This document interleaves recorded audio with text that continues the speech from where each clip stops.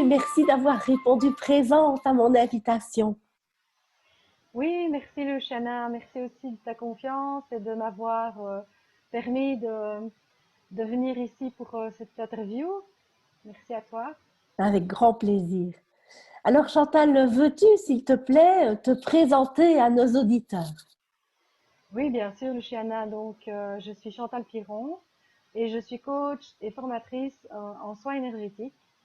Je propose soit des séances individuelles ou des séances de groupe ou des formations. Et qu'est-ce qui t'a amené à bâtir ton activité qui est ton activité de cœur? Ah ben c'est une longue histoire, ça a débuté il y a une vingtaine d'années. Et j'ai toujours voulu me sentir indépendante, me sentir libre, pouvoir créer la création de mon entreprise et créer ma vie aussi, évidemment, parce que l'un ne va pas sans l'autre. Ça me parle. Euh, alors, je voulais aussi te demander, excuse-moi, je reprends mes notes. Ah oui, quelles sont les valeurs que tu cultives, Chantal?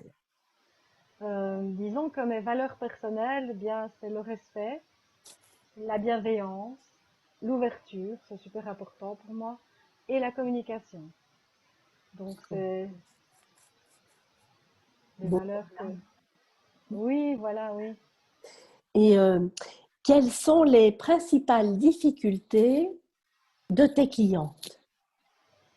Ben, j'ai remarqué que pour le moment, la plus grande difficulté, c'est oser être visible, oser la visibilité, oser montrer qui on est dans son unicité et sa spécificité. Et, euh, et voilà, donc je remarque qu'il y a beaucoup de clientes qui n'osent pas. Elles, comme je dis l'expression, elles ne sortent pas du bois, elles restent cachées parce que elles ont peur de se mettre en lumière. Se mettre en lumière, ce sont des entrepreneurs, des porteuses de projets, ce sont des personnes qui veulent changer d'orientation professionnelle. Oui, oui, c'est principalement des personnes qui veulent changer d'orientation, qui ne trouvent plus de sens dans leur travail alimentaire, comme elles disent, et qui ont envie aussi de créer son entreprise, un petit peu comme moi. Et, euh, et voilà. Et ce que je remarque souvent, c'est que ces personnes euh, ne sont jamais prêtes et elles se forment constamment, quoi. Elles se trouvent toujours des excuses à se former, à se dire je suis pas encore prête, il faut encore que je me forme, je ne suis pas assez ceci, je ne suis pas assez cela. Et bien sûr, il faut une bonne base et être formé, mais il faut à un moment arrêter et passer à l'acte. Je me reconnais bien dans ce profil qui multiplie les formations et considère que ce n'est jamais que le fruit n'est pas mûr et que encore et à un moment donné, effectivement, comme tu dis, il faut plonger pour pouvoir nager, il faut aller dans l'eau. Et oui, voilà, l'eau, on peut regarder le plongeoir de loin, mais ça ne fait pas, ça ne fera pas le plongeon. Oui, tout à fait. Et tu utilises aussi parfois, j'aime beaucoup, quand nous avions parlé l'autre jour, tu m'avais parlé de la métaphore du jardin. Oui, ben voilà, c'est ce que j'observe aussi, c'est beaucoup des clientes qui soit tournent en rond ou alors n'y voient pas clair. Elles ont besoin d'un œil extérieur et c'est comme un jardin. Je veux dire, c'est la forêt vierge dans le jardin. Dans la forêt vierge, il y a des ronces, il y a des orties, il y a des mauvaises herbes, quoi. Et c'est la brousse. Et il faut bien commencer par quelque chose. Au début, ben, il faut utiliser la débroussailleuse pour débroussailler le plus gros. Et puis, une fois qu'on a débroussaillé, on peut commencer à voir les fleurs, on peut commencer à voir les coquelicots, les marguerites, les bleuets.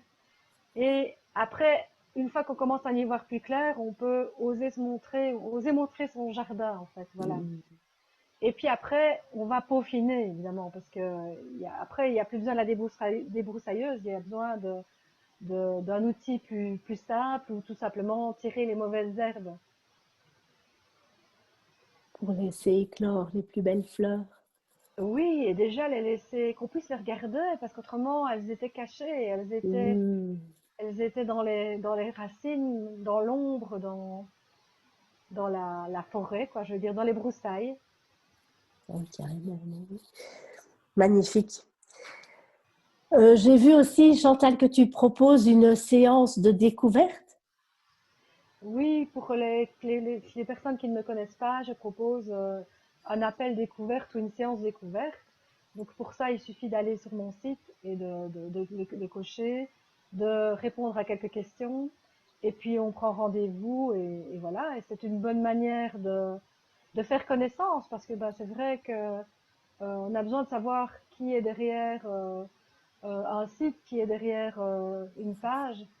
Et comme ça, on arrive à communiquer et la personne peut décider et vice-versa si elle a envie de travailler avec moi et s'il y a des choses qui lui parlent, qui font résonance dans sa vie.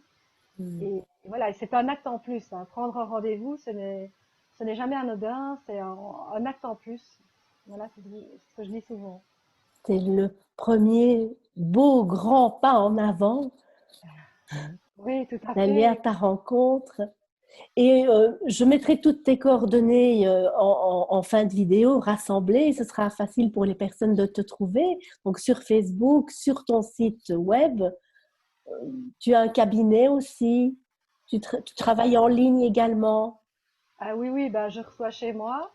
Et alors, au niveau des formations, ça, je me déplace. Donc, il y a quelques formations prévues, notamment à Nivelles, à Givet, et peut-être, voilà, ça va se faire, je vais finaliser à Aviotte.